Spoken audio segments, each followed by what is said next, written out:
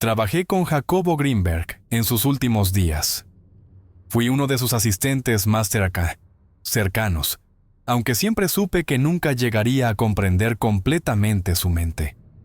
Jacobo era un genio, un hombre adelantado a su tiempo, obsesionado con entender lo que él llamaba el tejido invisible que conecta a todas las cosas.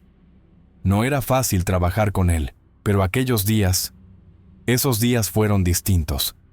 Había algo en su mirada, en su forma de moverse por el laboratorio, que me hacía pensar que estaba llegando a algo grande, algo que cambiaría todo. Pero entonces, un día, Jacobo desapareció, sin avisar, sin dejar rastro, o eso pensé al principio. Hoy, mientras sostengo este cuaderno en mis manos, el cuaderno que Jacobo me entregó en su última noche en el laboratorio, todo cobra un nuevo sentido. Recuerdo con claridad cómo me miró antes de irse, con una mezcla de urgencia y miedo. Si algo me pasa, me dijo, tienes que encontrar el significado de esto. El campo es la clave de todo. No entendía a qué se refería en ese momento. Pensé que era otra de sus metáforas, una de esas ideas que me tomaba días, semanas o incluso meses descifrar. Pero ahora entiendo que Jacobo no hablaba en metáforas. El campo es real, y él sabía que su descubrimiento lo había puesto en peligro. Volvamos al principio. Cuando comencé a trabajar con Jacobo, todo parecía un experimento más, un intento más de empujar los límites de lo que la ciencia consideraba posible. Su obsesión, en ese momento, era lo que llamaba interacciones cerebro a cerebro. Construimos cámaras aisladas, insonorizadas, visualmente opacas y electromagnéticamente protegidas. Lo que quería era crear un espacio en el que dos mentes pudieran conectarse sin necesidad de palabras, gestos o cualquier tipo de estímulo externo. Solo la presencia del otro. Al principio parecía imposible, pero con el tiempo algo empezó a suceder. Las parejas que participaban en los experimentos reportaban sentir la presencia del otro, incluso cuando estaban separados físicamente. Jacobo lo llamaba la conexión del campo. Decía que todos estamos conectados por una red invisible, un campo neuronal universal. Y no estaba equivocado. Vi los registros. Las ondas cerebrales de ambos participantes parecían sincronizarse de maneras que la ciencia no podía explicar. Pero hubo algo más, algo que no compartimos con los demás. Durante uno de los experimentos, detectamos una anomalía. Las ondas cerebrales mostraron un patrón que no correspondía ni al participante A ni al participante B. Jacobo lo notó al mismo tiempo que yo. Se quedó mirando las gráficas con una expresión que nunca olvidaré. Era una mezcla de fascinación y terror. «Esto no es de aquí», murmuró, apenas audible. Le pregunté qué quería decir, pero no me respondió. En su lugar, tomó el cuaderno que ahora tengo conmigo y comenzó a escribir frenéticamente. Durante días, casi no habló conmigo ni con nadie más. Estaba convencido de que lo que habíamos detectado era una manifestación del campo, pero no solo eso. Decía que no estábamos solos en el experimento. «Ellos están escuchando», dijo una noche. No me atreví a preguntarle quiénes eran ellos. Y entonces, justo cuando parecía que Jacobo estaba a punto de revelar algo importante, desapareció. Lo que me dejó fue este cuaderno. Lo he leído 1000 veces y cada vez encuentro algo nuevo. Diagramas, ecuaciones, notas en los márgenes que apenas tienen sentido. Pero hay una frase que siempre me atormenta, una frase que subrayó varias veces. El campo está vivo. ¿Qué significaba eso? ¿Era una metáfora o algo más literal? No lo sé, pero estoy decidido a averiguarlo. Jacobo no desapareció por accidente. Estoy seguro de ello. Lo que encontró, lo que estaba a punto de compartir con el mundo, era demasiado grande, demasiado peligroso. Alguien o algo lo hizo desaparecer. Y ahora, mientras sostengo este cuaderno en mis manos, siento que estoy más cerca de la verdad. Pero también sé que, cuanto más me acerco, más peligro corro. Esto no es solo una historia sobre ciencia, es una advertencia. Y como Jacobo solía decir, la verdad no siempre nos libera, a veces nos condena. Después de que Jacobo desapareció, pasé días revisando los registros que habíamos acumulado durante los experimentos, las gráficas, las notas, incluso los pequeños detalles que antes pasaban desapercibidos, ahora parecían cargados de un significado oculto. Todo apuntaba a una verdad que, en su momento, fui incapaz de entender. Los experimentos de interacciones cerebro a cerebro habían avanzado más de lo que cualquiera de nosotros esperaba. Las sincronizaciones entre las ondas cerebrales de los participantes eran tan precisas que incluso los escépticos más férreos del equipo empezaron a dudar de sus propias certezas científicas. Pero Jacobo no se conformaba con eso. Decía que la sincronización no era el objetivo final, sino el primer paso. Fue en ese punto cuando comenzamos a detectar las anomalías. Durante una de las sesiones, mientras uno de los participantes era expuesto a estímulos visuales y auditivos, algo extraño ocurrió. En lugar de reflejar la actividad esperada del segundo participante, las gráficas mostraron un tercer patrón, una señal que no correspondía a ninguno de los dos. ¿Qué es esto?, pregunté, tratando de mantener la calma mientras miraba el monitor. Jacobo no respondió de inmediato. Se inclinó sobre los datos, con los ojos clavados en la pantalla. Su rostro estaba tenso, pero no asustado, al menos no en ese momento. «Esto es lo que esperaba encontrar», dijo finalmente, en un tono que mezclaba satisfacción y preocupación. El campo no solo conecta mentes humanas, es algo más amplio, más profundo, y ahora sabemos que no somos los únicos que estamos aquí. Esas palabras me helaron la sangre. No tenía idea de a qué se refería, pero podía sentir que algo había cambiado.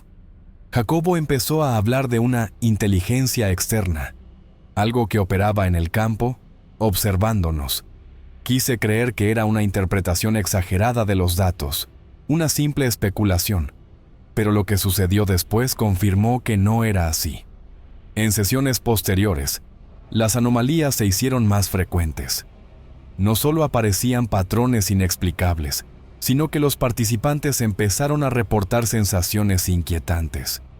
Una presencia que no era la de su compañero, algo que estaba allí pero no podían describir. Uno de ellos incluso se negó a continuar, diciendo que había sentido ojos invisibles, observándolo desde la oscuridad. Jacobo anotaba todo con detalle obsesivo. Lo veía pasar noches enteras revisando las gráficas, buscando patrones, tratando de encontrar una explicación. Una noche, mientras estábamos solos en el laboratorio, me miró y dijo: «No es solo el campo, es lo que hay dentro de él. Nos han estado observando desde hace tiempo». No supe qué responder. Hasta ese momento, creía que todo lo que hacíamos podía explicarse dentro de los límites de la ciencia, incluso si esos límites se estaban expandiendo con los descubrimientos de Jacobo. Pero lo que él sugería era diferente. Estaba hablando de algo que escapaba a nuestra comprensión, algo que no solo estaba más allá de la ciencia, sino más allá de nuestra realidad. Fue entonces cuando comenzaron las visitas. Hombres que no se identificaban, pero que hacían demasiadas preguntas. Querían saber qué estábamos investigando, quién financiaba el proyecto y, sobre todo, qué había descubierto Jacobo. Recuerdo una de esas visitas particularmente bien. Uno de los hombres se acercó demasiado a mí, con una sonrisa que no alcanzaba sus ojos, y me dijo: «Algunas cosas es mejor no saberlas». Después de eso, Jacobo cambió.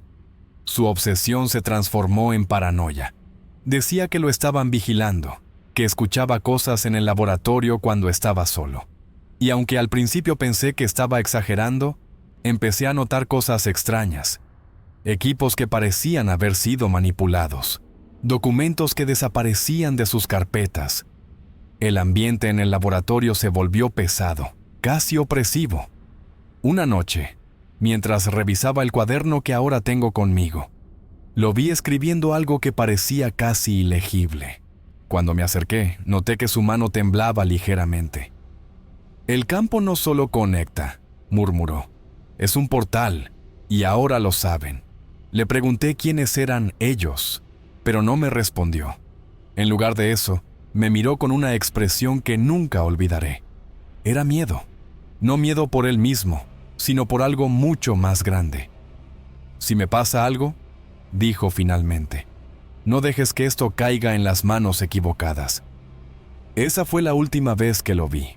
La mañana siguiente, cuando llegué al laboratorio, él ya no estaba, pero lo que dejó atrás, eso lo cambió todo. La mañana en que Jacobo desapareció, el laboratorio estaba inquietantemente silencioso.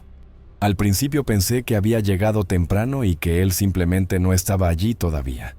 Pero conforme pasaron los minutos, algo no cuadraba. Los equipos estaban apagados, las puertas del laboratorio ligeramente entreabiertas, y la luz parpadeante del monitor principal emitía un destello intermitente que iluminaba las paredes con una cadencia irregular. Llamé su nombre.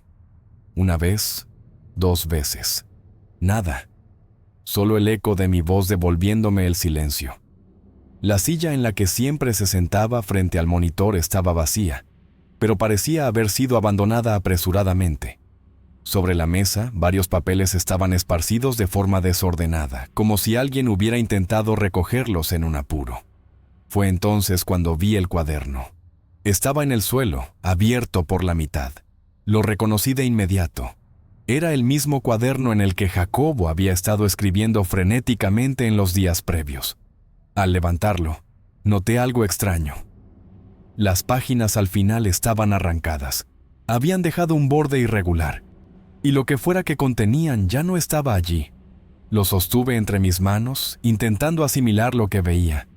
En la última página escrita, las palabras estaban subrayadas con una fuerza tan intensa que habían perforado el papel.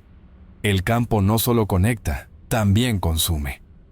No entendí en ese momento lo que significaba, pero sentí un escalofrío recorrer mi espalda.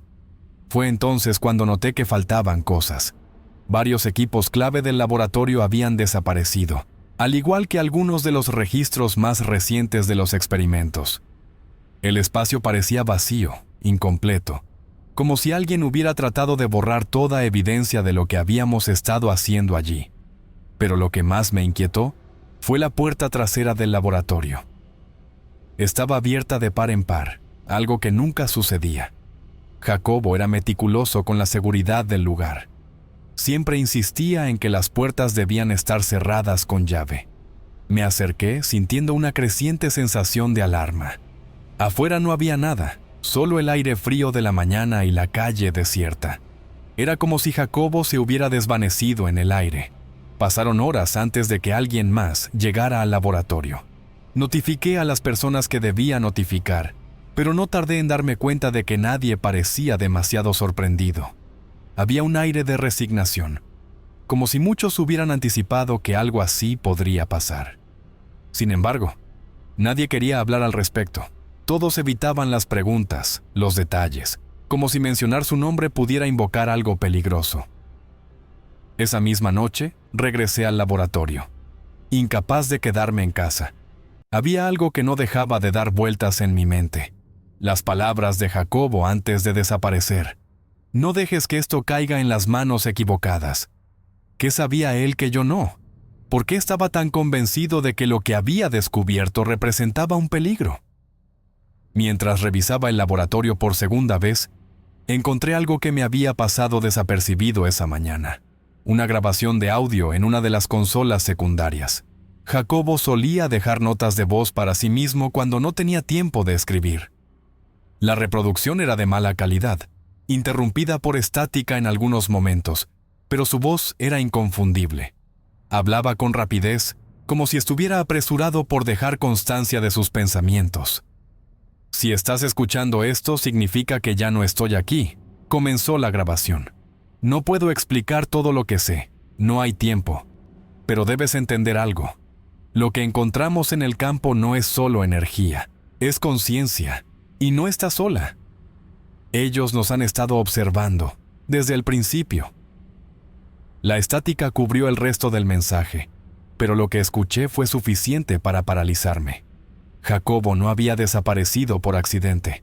Alguien o algo lo había sacado del camino. Tal vez sabía demasiado. Tal vez había cruzado un límite que no debía ser cruzado. Y ahora, lo que quedaba era este cuaderno y mis propios recuerdos.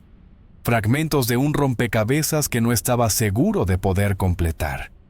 Esa noche, mientras salía del laboratorio por última vez, sentí algo extraño. Una presencia, una sensación de ser observado, como si algo invisible estuviera siguiéndome. No vi nada, pero el miedo era real, tangible, como si el aire mismo estuviera cargado de algo que no podía explicar. Jacobo había desaparecido, pero lo que había descubierto seguía aquí, acechando, esperando, y yo no podía ignorarlo, no después de todo lo que había visto.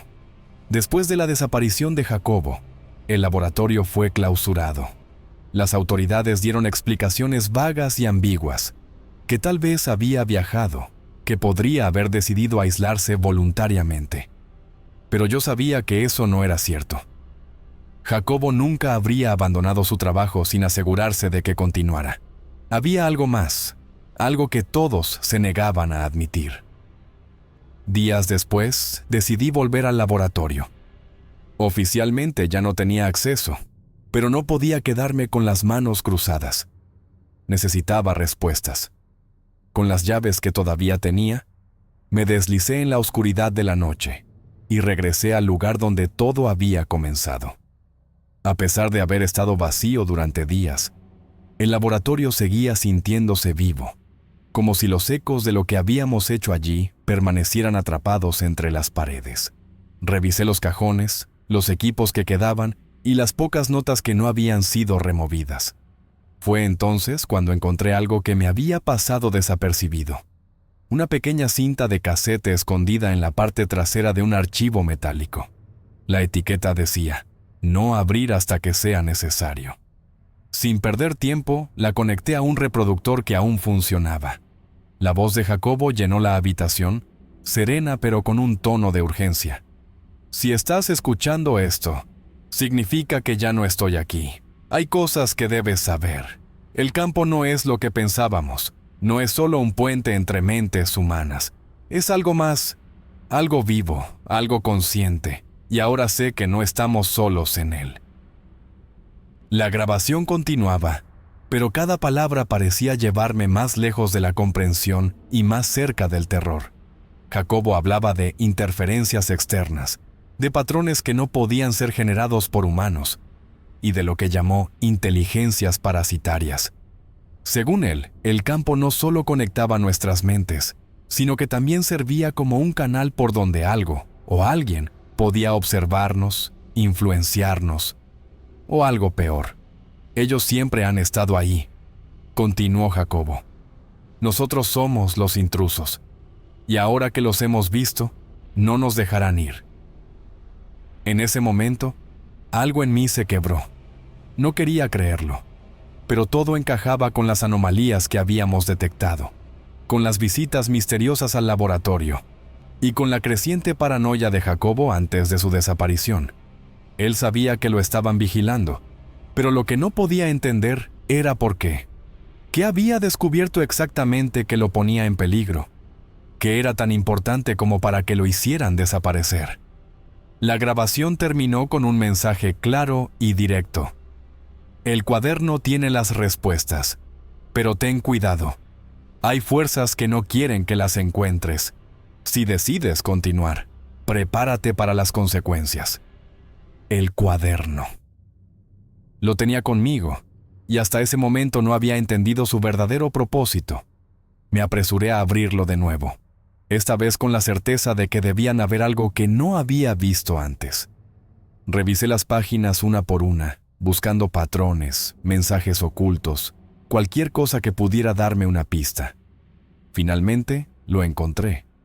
En una página aparentemente en blanco, Jacobo había dejado escrito un mensaje que solo se veía bajo una luz ultravioleta.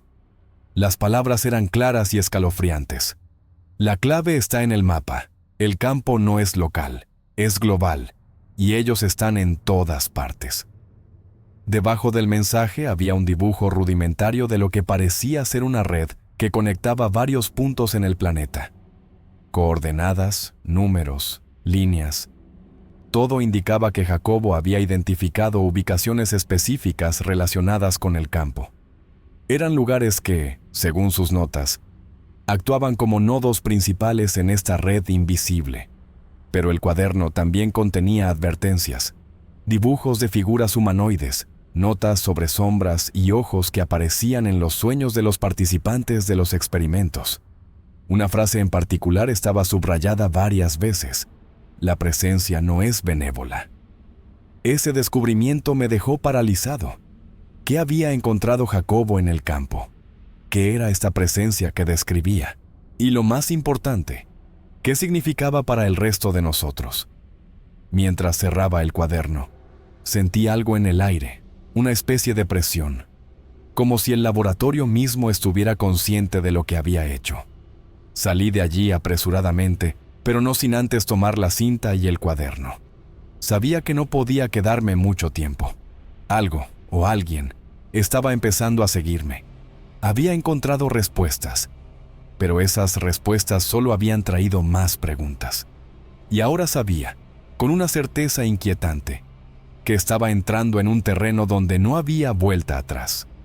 Desde aquella noche en el laboratorio, mi vida no ha vuelto a ser la misma. Lo que encontré en el cuaderno y escuché en la cinta transformó por completo mi comprensión de lo que habíamos estado haciendo. Pero también despertó algo más: miedo, paranoia y la constante sensación de estar siendo observado. No por alguien, sino por algo. Algo que siempre está ahí, silencioso, pero presente. Pasé semanas intentando descifrar el cuaderno de Jacobo. Cada página era como un rompecabezas, con mensajes ocultos, ecuaciones complejas y esquemas que parecían no tener sentido. Pero había un patrón. Siempre había un patrón. Lo vi reflejado en las coordenadas que dejó anotadas, en los diagramas de las redes del campo y en las referencias a puntos de intersección. Según Jacobo, esos puntos eran lugares donde el campo era más fuerte, donde su energía se concentraba y donde las presencias eran más palpables. Decidí visitar uno de esos lugares. Estaba marcado con precisión en una de las últimas páginas del cuaderno. Una coordenada remota en un área montañosa, lejos de cualquier civilización. No sabía qué esperaba encontrar, pero sentía que no podía detenerme. Había llegado demasiado lejos. Cuando llegué, el aire era diferente. Pesado, casi eléctrico. El lugar era un claro rodeado de árboles altos, con un silencio tan absoluto que cada paso que daba parecía un estruendo. Revisé el área con cuidado, buscando cualquier señal de lo que Jacobo pudo haber encontrado aquí. Fue entonces cuando lo vi. Una estructura antigua, enterrada parcialmente bajo la tierra y las raíces de los árboles. Era como un monolito, una figura de piedra con inscripciones que no reconocía, pero que de algún modo me resultaban familiares. Las marcas en el monolito coincidían con algunos de los diagramas del cuaderno. Jacobo lo había visto antes, de eso no había duda. Pero, ¿cómo había llegado hasta aquí? ¿Qué era esta estructura y qué relación tenía con el campo? Mientras estudiaba las inscripciones, sentí algo que no puedo describir del todo. Una vibración, no en el aire, sino dentro de mí. Era como si el monolito estuviera vivo, resonando con una frecuencia que solo mi mente podía captar. Retrocedí, abrumado por la sensación, y fue entonces cuando lo sentí, esa presencia. No estaba sola. Era la misma sensación que los participantes del experimento habían descrito, la misma que Jacobo había mencionado en sus notas. Algo estaba allí, observándome. No podía verlo, pero sabía que estaba presente, como una sombra que se desliza justo fuera de tu campo de visión. No me quedé para averiguar más. Regresé apresuradamente, llevando conmigo las fotos y notas que logré tomar del monolito. Pero incluso al salir de aquel lugar, la sensación no me abandonó. Era como si algo se hubiera adherido a mí, algo que ahora cargaba conmigo donde quiera que fuera. Desde entonces he seguido investigando. Cada paso me lleva más cerca de entender lo que Jacobo encontró, pero también me deja con más preguntas. ¿Qué es el campo realmente? ¿Es una red de energía, una dimensión paralela o algo más? Y esas presencias, esas entidades que Jacobo llamó inteligencias parasitarias, ¿son conscientes de nosotros? ¿Nos usan, nos guían o nos controlan? Hoy, al contar esta historia, sé que corro un riesgo. Hay fuerzas, tanto humanas como inhumanas, que no quieren que esta verdad salga a la luz. Pero no puedo quedarme callado. Jacobo dedicó su vida a este descubrimiento, y su desaparición no puede ser en vano. Lo que encontró tiene implicaciones que van más allá de la ciencia, más allá de nuestra comprensión de la realidad. Es un legado que no podemos ignorar, por más aterrador que sea. Termino estas palabras con una advertencia. El campo no es solo un puente, ni una conexión, es un portal, y lo que habita en él no siempre está dormido. Así que, si decides seguir esta búsqueda, como lo hice yo, prepárate, porque una vez que abres esa puerta, ya no hay vuelta atrás.